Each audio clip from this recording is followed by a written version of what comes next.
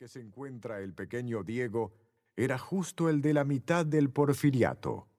Su primer encuentro con la ciudad fue con un ambiente de fin de siglo contradictorio. Por un lado, el país vivía un modernismo en el terreno de la industria y el progreso económico, en contraste con un marcado subdesarrollo y las consecuentes turbulencias causadas por ese progreso.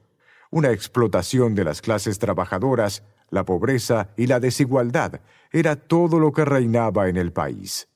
Y en cuanto a lo cultural, se vivía un afrancesamiento en todos los niveles. La cultura estaba dividida. Por un lado, la pintura en un mundo glamoroso y europeísta con los pintores academicistas porfirianos, no por ello de menor calidad artística, como José María Velasco o Santiago Rebull, quienes luego serían maestros de Rivera, y por otro, la gráfica, la caricatura en la prensa diaria, las gacetas ilustradas con los grabados del taller de José Guadalupe Posada, o los de Gabriel Vicente Gaona, Picchetta y Vanegas Arroyo, entre otros, que enunciaban un descontento con la situación y participaban de manera directa en la denuncia popular cotidiana en gacetas callejeras, corridos, historietas, calaveras, adivinanzas y dichos populares, periódicos y estampas.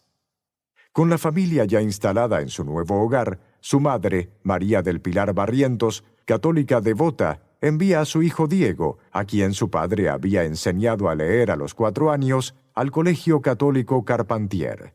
Mientras a finales de 1896 recibe una distinción por sus buenas notas en el tercer curso, Diego empieza a dar señales de buenas cualidades para el arte y comienza a asistir a clases nocturnas en la Academia Nacional de San Carlos. Si bien desde su más temprana infancia, Rivera dibujaba apasionadamente, su talento evolucionaría con las clases de pintura.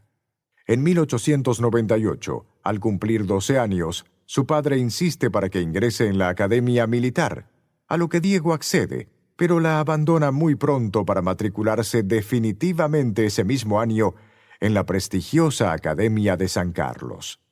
Desde entonces, el arte se convertirá en parte integrante de su vida. En relación a esta conexión trascendental con el arte, expresaría más tarde: el arte tiene para mí una función orgánica, no solo útil, sino absolutamente vital, como el pan, el agua y el aire. Formación como artista. Durante su permanencia en la Academia de San Carlos, desde 1889 hasta 1905, año en que la abandona, siguió un riguroso programa de estudios bajo modelos tradicionales europeos, basados en el dominio de la técnica, los ideales positivistas y la investigación racional. Entre sus maestros se encontraban el catalán Santiago Rebull Gordillo, pintor académico y discípulo de Ingres. También le instruye el naturalista Félix Parra, a quien Rivera admira sobre todo por su dominio de la cultura prehispánica en México.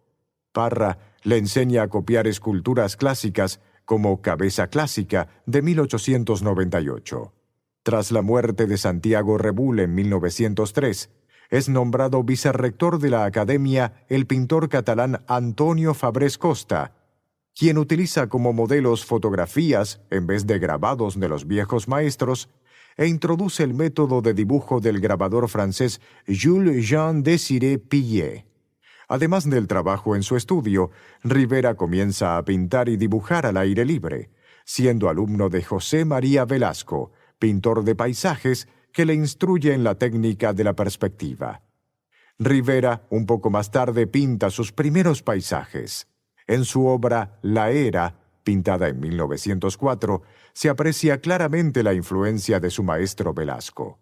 Tanto la utilización de la luz como la concepción general del paisaje, en el que se ve un tiro de caballos en la amplia llanura que se extiende hasta la falda del volcán Popocatépetl, cerca de la Ciudad de México, delatan la influencia del maestro.